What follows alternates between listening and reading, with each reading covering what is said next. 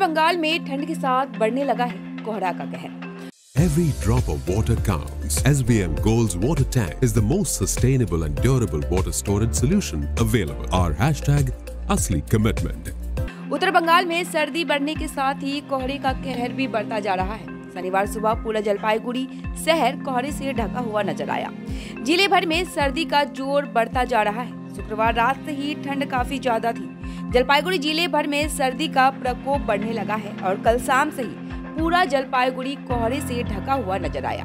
शाम को आग की तपिश में लोगों ने ठंड से निजात पाने की कोशिश करते रहे और दिन के समय भी कोहरा देखा जा रहा था। ওইদেরটা সকাল থেকে কুয়াশা, ভোর 4টা না 5টা থেকে কুয়াশা শুরু হয়েছে। চারিদিকে অন্ধকার, কুয়াশাতে কিছু দেখা যাচ্ছে না, খালি মাত্র একটা সাইকেল দেখা যাচ্ছে। ঠান্ডা প্রচুর, মানে হালকা হাওয়া দিচ্ছে। অনেকদিন পরে কুয়াশা পড়লো।